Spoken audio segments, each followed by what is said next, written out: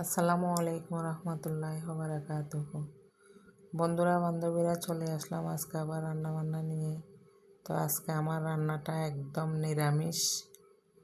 আজকে আমার চলবে যে মটরের ডাল দিয়ে কচু দিয়ে রান্না।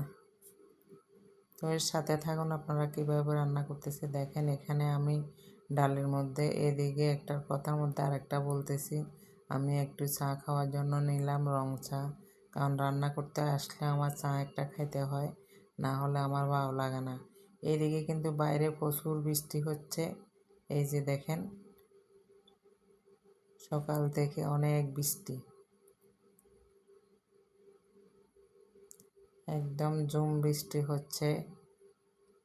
সকাল থেকে একটুও বন্ধ হয় নাই। কার কার এলাকায় এরকম বৃষ্টি হচ্ছে? আমার এখানে কিন্তু প্রচুর বৃষ্টি হচ্ছে। তো এখন আমি চলে আসলাম রান্না বান্না নিয়ে। আবার আমি এই যে কচু দিয়ে ডাল দিয়ে রান্না করব। আমার ডালগুলা সিদ্ধ হয়ে গেছে, মটরের ডাল। আমি আগে ডালের মধ্যে কাঁচামরিচ, রসুন, পেঁয়াজ, ময় মশলা সব কিছু দিয়ে ডালগুলারে, কারণ মটরের ডাল কিন্তু অনেক সিদ্ধ হয়, তো এই জন্য ডালগুলারে আগে একটু ভালো করে সিদ্ধ করে নিতে হয়। তারপরে ওই যে কচুটা তো তাড়াতাড়ি সিদ্ধ হয়ে যাবে, এই জন্য আমি কচুটা পরে দিলাম। এইদিকে আমার রং চাটা দেখেন, রং চার কালার অনেক সুন্দর। বৃষ্টির পানি দিয়ে যদি চা রান্না করা হয় অনেক সুন্দর হয়। এখানে আমার তরকারিগুলো হয়ে গেছে।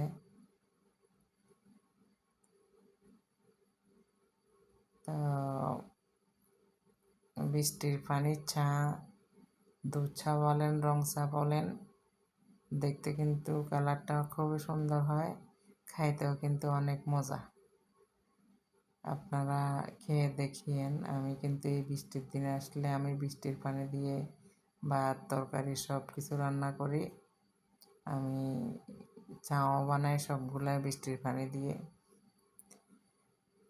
এইদিকে আমি আবার বিকেলের জন্য নাস্তা রেডি করার জন্য আমি এখানে গাড়ি রেডি করে রাখবো।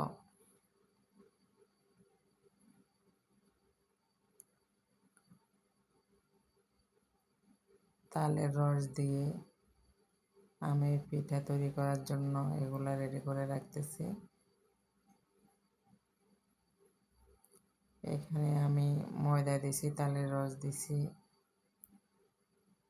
হালকা চিনি দিছি। তো এদিকে আমি একটা আনারস কাটলাম, এখন আমি আনারস খাচ্ছি। আনারস আমার খুব পছন্দের খাবার, আমি প্রায় কিনি। খাওয়া দাওয়া শেষ করে চলে আসলাম আমি ছাদে উঠে দেখি অনেক সুন্দর করে ফুল ফুটে আছে। এগুলা কি ফুল আপনারা বলেন? এগুলাকে কি ফুল নামে ডাকেন বলেন? খুব সুন্দর দেখাচ্ছে, তাই আমি ভিডিও করে নিলাম। এই ফুল গাছটা কিন্তু আমি লাগাই নাই, এটা পানির ট্যাঙ্কির নিচে দিয়ে নিজে নিজে উঠে গেছে এই ফুল গাছটা। তো কিন্তু আজকে অনেকগুলো ফুল ফুটছে, এই জন্য খুব সুন্দর লাগতেছে। তো আমার ভিডিওটা যদি আপনাদের কাছে ভালো লাগে, লাইক কমেন্ট শেয়ার করে দেবেন এবং কি সাবস্ক্রাইব করে দেবেন, আমার পাশে থাকবেন। এটা পেঁপে গাছ, ছোট এখনো।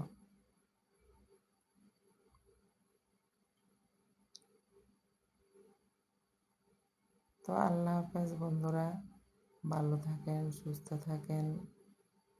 নেক্সট টাইমে আবার কথা হবে।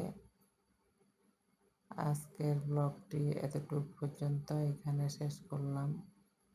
ইনশাল্লাহ আগামীতে আবার কথা হবে। আল্লাহ হাফেজ।